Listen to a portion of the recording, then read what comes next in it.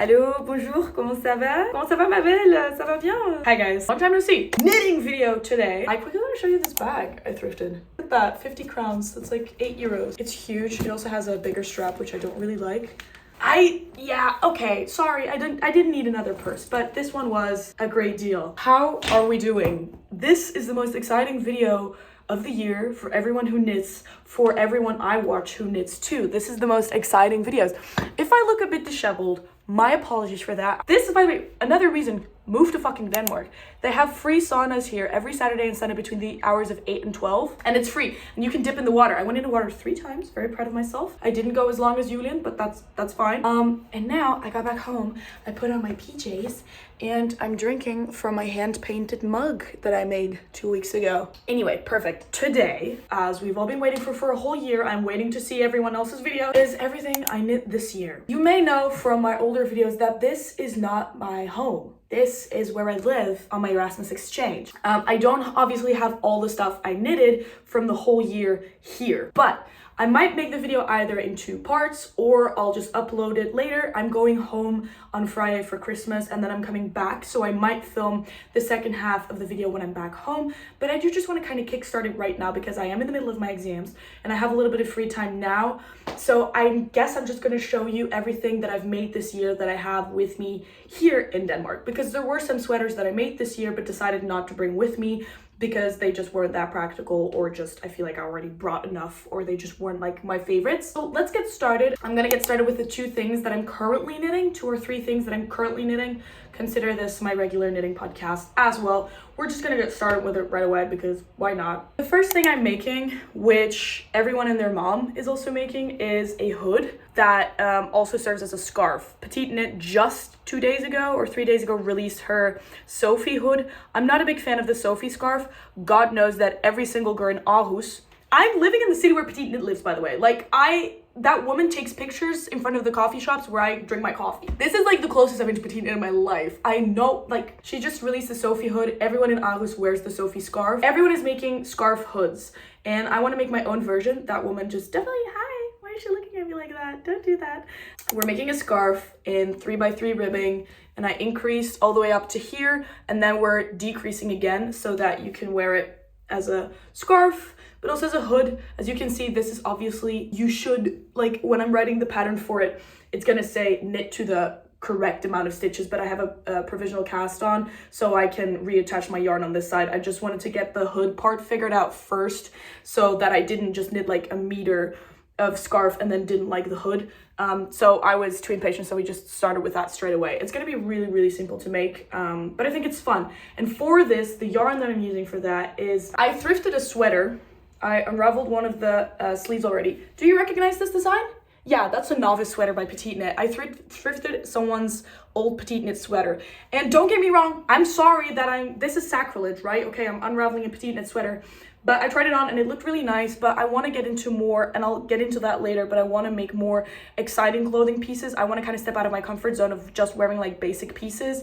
So even though I love it, I wanted to use it for something a bit more exciting. And this way I'm reusing yarn and not just buying another sweater that I won't wear because I already have so many. So that's that. It's very, very soft. I don't think there's any synthetics in it. It feels like some sort of alpaca with merino. I think it's going to be luxurious, it's going to be beautiful, it's going to be everything you've ever wanted in a scarf. Then the next project I'm really, really, really excited about, especially because of the color. I have for a long time wanted a chunky, oversized, bright pink sweater. And when I was in Bergen in Norway, me and my friend Sibyl, we both kind of splurged and got yarn in a beautiful store called Fad Knit. I've talked about it in my previous video. I've talked about it in the Norway and Sweden vlog, but this is what we're making with it. At first, I just wanted to make a oversized sweater with a European shoulder. This one does have a European shoulder, but we're adding cables to it because I am just currently in love with the cable / rib variation or whatever. It's going to be as oversized as I want it to be. I want a thick, luxurious neckline, just like 1x1 ribbing. I think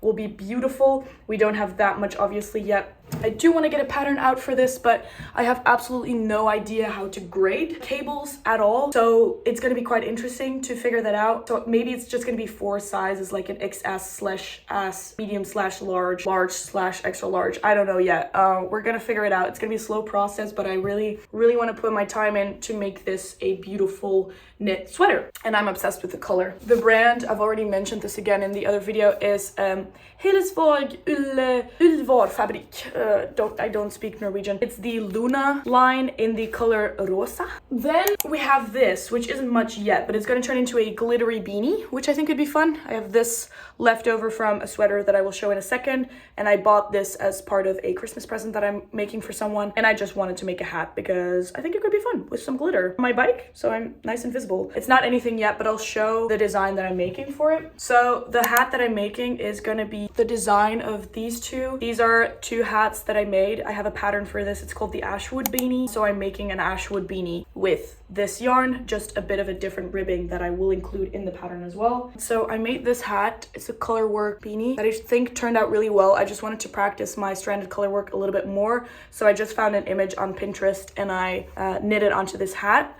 I am a big hat fan, but I think my head doesn't look great in hats. So I just have I like these type of hats. They give me very much like 2008 vibes, you know, like 2006, like skater boy, whatever the fuck. I love hats, but my head just doesn't look good in a lot of type of beanies. But I really like this shape, you know, like no folded over anything. And yeah, I really, really like this. There's another woman looking at me on the street. I don't know.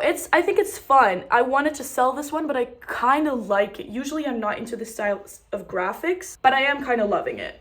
So I might keep it for myself. Then I made a second one for a friend whose name is Alexander. So I knit an Ashwood beanie. As you can see, that's just kind of the design. It has a 4-point decrease and then you sew up the top. So it kind of has a bit of a square shape. Again, no folds. And then I embroidered the A of his name on there in like this Gothic font. It's a bit bigger than the other one, but again, I love the shape. And I've also this whole year I've been obsessed with like gray and brown, or like brown and light brown, red and pink, like kind of like this. I love stripes. I've been getting back into stripes. I love stripes, and I think I'm gonna make another one just for myself because I do really, really, really love this hat. If you can't tell, I have a lot of energy today, so I'm sorry if the video is not very well structured, but consider this the accessories section, okay? Because in the beginning of the year, I was kind of like unsure. I bought a lot of this yarn. This is Drops Charisma in 2 different shades, and I had quite a lot of it, so I have another hat that I made with it. This one I finished recently, and I haven't even posted on my story, but I wanted to write a pattern for a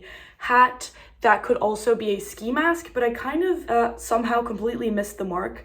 You can see right here, I cast off stitches to make it into a ski mask, but like the hole for the ski mask was up here, so it was way too high. It should have been like here instead, so I might still cut it open and turn it into that, because I wanted to make a ski mask that could fold up into a beanie, because in Denmark it's really cold and I bike a lot here and my skin gets really, really dry. So I wish I could have like a beanie that I could pull over my face like so and then fold it up into a beanie, which I think would be fun. In general, it's a bit too short to be like a proper beanie. I look like someone who works in a coffee shop in Portland if I wear this, but I really like it. If you can't tell, I love short hats. Like, I don't like the way my face looks when I wear it like this, because you could wear it with like a bigger brim, but I don't like this as much, and there is no way in hell that I'm wearing it like this, because it just stands up. Like, hey, beanie style? No, I don't like beanie style. So yeah, I love the Wes Anderson type of double fold fisherman cap. I like that. I do really like the decreasing technique I used at the top, so I will write a pattern for this. It's just like in 1x1 rib decrease, but I do still kind of like it. So if I just figure out where you have to cast off the stitches for the face opening, then I might write a pattern for this.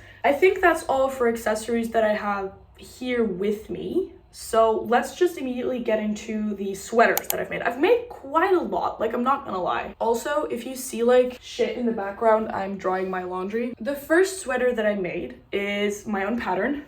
This is the Stargazer sweater, and you might know that the stars on this version are different than the stars in the beginner version, because in discussion with my testers, we kind of tweaked the design to be a little bit less chunky and a little bit more elegant. And I will insert a picture of one of my testers' sweaters here. That's what the sweater looks like currently. This is made with Kremke Sowool Merry Merino, and it is the softest, most buttery merino ever. I love it a lot. When I was blocking it, I thought it grew like so much, and I was a bit scared because the stitches just became very open, and I was like, oh shit, I don't know if I like it that much. but then when drying, it kind of like reshaped itself a little bit better. I have a stain on it here, I need to get that out. But yeah, it's like a little bit of a boxy round yoke sweater. I have this in a size XS to 2XL. It's tested. Go check that out. The pattern is out on my Ravelry. Just last week finished a second version of this, also in white, but with red stars for my friend Lucy, who commissioned one from me, or like her grandma wanted to buy one for me as like a Christmas present. And I finished that one last week. If I can get Lucy, I will have her model it, or I will steal it from her so I can try it on myself. I'm gonna put it on now. The sweater that I'm currently wearing is like the best thrift find ever. It's a sweater by Fred Perry, and it's 100% wool, and I got this for like €5 in a kilo shop, which is amazing. Like, I love those type of stores. The sweater doesn't have any short rows at the neck, so you can wear it whatever way you like. Yeah, this is her. With this one, okay, this was my first prototype, so a couple of things have been tweaked since the pattern is out. The sleeves in the pattern are longer, right? I miscalculated something. The sleeves are actually supposed to be like this, but the boxy shape is still there, and I really like it. The stars go all the way around, and again, the stars in the other version look much better. It has a 2x2 rib of 6 centimeters on the bottom, just some very nice increasing, and a very nice wide neckline, which I kind of like. In the beginning, I wanted it to be more of a mock neck, but when blocking, it just became this really nice, which I also liked, like a really nice flat neckline. If you want it to be more of a mock neck, you can just add a few centimeters to it. That's perfectly fine. And I have this kind of rolled edge, which is created by just doing some stockinette, and then it rolls up naturally a little bit like that. And I really like it, and I'm very happy with it. It's one of my designs that I'm more proud of recently, and I'm trying to get into a little bit more of intricate pattern making, you know? So yeah, the Stargazer sweater is out on Ravelry. It's in my description. Go check it out. Then the second sweater is also a sweater that I designed myself. This is the York sweater. It is a cowl neck sweater with a tiny I-cord detail on the bottom. Instead of ribbing, it just has an I-cord in a contrasting color. Same goes for the sleeves. I made this sweater with the idea of it being a very beginner friendly sweater, and my friend Lucy, who I made the sweater for that I just mentioned, is actually making this as her first ever knitting project, which I'm very honored about. This is made on 4.5mm needles. This one is made on 5.5, so it's a really quick knit as well. Just takes some time to do the color work. This is the York sweater. It's basically a very long tube with some increasing around the neck. Then it just goes straight down. Sleeves also have no increasing, so if you're looking for like a perfect beginner project, this is it. Like, it's 4.5mm needles, so it goes by relatively quickly.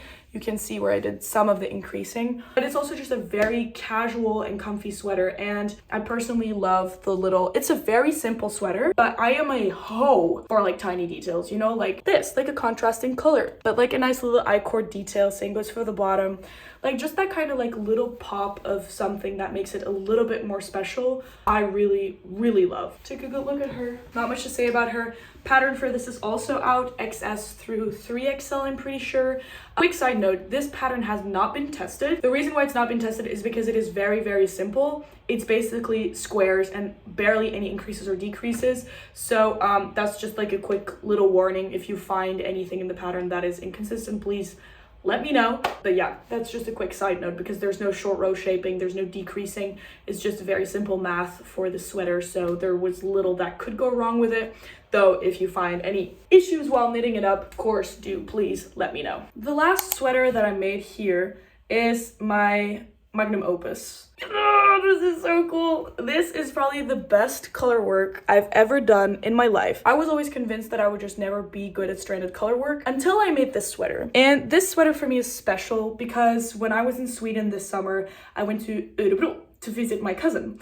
And as I mentioned in my knitting podcast 2 months ago, I got the yarn and then I hadn't done anything with it yet because I didn't know what to make with it. But I bought this rough hand, like natural sheep's wool in brown and in blue. And then I bought some Malabrigo Rios in this natural white color because I didn't have that much space in my luggage. So I just decided, you know, I'll get the exciting colors and then I'll just buy a basic white color. So this is my Sweden sweater. This is what I consider my Sweden sweater because I bought the yarn in Sweden. The reason why I love this design so much is because I bought a secondhand sweater last year in Utrecht in the Netherlands, and it was a cardigan. Let me quickly show it. So I bought this in Utrecht. It's like made on 7mm, 8mm maybe, and it's a lot more oversized than this one. But I was obsessed with this design and I didn't yet know what to make with this wool. So I just decided, what if I just make this sweater but on 4mm needles, or on 4.5, I don't even remember, I think on 4. This was a cardigan, but it didn't have buttons, so I sewed up very badly, sewed up the back. So now it's a sweater. I do wear it this way around so you don't see the ugly seam from the front. The sweater has a bit of a weird shape, I'm not gonna lie. It bulks up a little bit too much to my liking here. The reasoning for that is because I copied the exact amount of stitches here. That combined with the smaller needle size makes it so that it's a bit more narrow. But then I thought, like, what kind of shape or like size do I like of sweaters?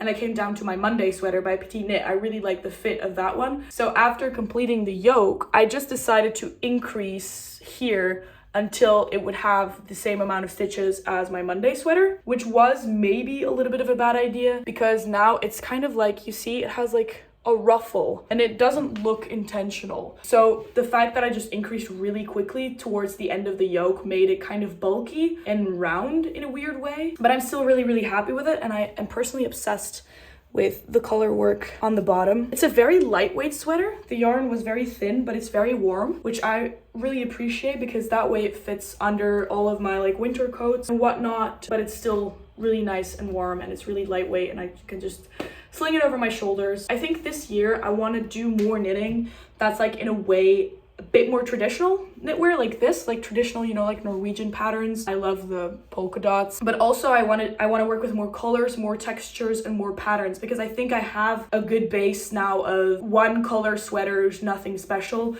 but I want to get into more of my own designs, and also just more natural looking things, you know, like stuff that looks like as if I could go hiking in the mountains. That's what I want. Okay, so I think this sweater was a good starting point for that, and I'm absolutely obsessed with it, super happy with it. I was able to make this an absolute dream. Then for another design of my own, you've already seen this in many knitting podcasts, but this is my Betsy cardigan, and I wouldn't wear it normally with long sleeves underneath, but this is my Betsy cardigan. She is adorable. She is made of recycled yarn. I bought a sweater, unraveled it, washed the yarn, and then the buttons, I must say, my buttons, I should replace them with bigger buttons because it always pops open, and I like to wear this design closed personally, but it doesn't stay closed because the buttons I used were secondhand buttons I had lying around in the house, and they simply are a bit too small, so it doesn't stay closed very nice. But this is a little saddle shoulder cardigan that is made on 4mm needles. It looks finer than it is, but it's made on 4mm needles, so it's not too bad actually. I'm very happy with how this construction turned out. It's saddle shoulder. I was very proud of this construction, and that's why I was so scared of making a pattern for this, because I had never done or like graded a saddle shoulder pattern. So I had it tested and it looks fine. Again, not all sizes are tested. The extra large and the 2 extra large are not tested. I couldn't find anyone to test those, so if you feel like you do want to test those, please let me know and I'll send you the pattern and we can work it out, because I do want to have like a fair representation of all the patterns of all the sizes. But yeah, this is her. She has like a nice 8cm rib on the bottom. I think it sits perfectly on my hips, or like right above my hips, which makes it like a very wearable piece. I love the sleeves. They're like, in my opinion, just like the perfect length. One of my testers actually made one with long sleeves, which also looked super cool. And I'm personally very happy with how neat and tidy the ribbing looks for the buttons, and the little neckline I think are very cute as well. I think this is a very nice piece, and I would definitely like to make a second version of this that has long sleeves and no buttons. So like a Betsy sweater, maybe a Betsy long sleeve. That could be cute. Yeah, I'm very proud of this. This was the first like of my own knitting patterns that I made that I was like really impressed by myself, by how professional it looks and how I was able to grade it, which was kind of like a victory for myself. The knitting tension is kind of uneven because even though I washed the yarn, it still was kind of crinkly because it was reused yarn. But I love the red as well. I used to be a red hater. I didn't think it looked good on me, but now I'm kind of obsessed with red. So I've been talking for 24 minutes.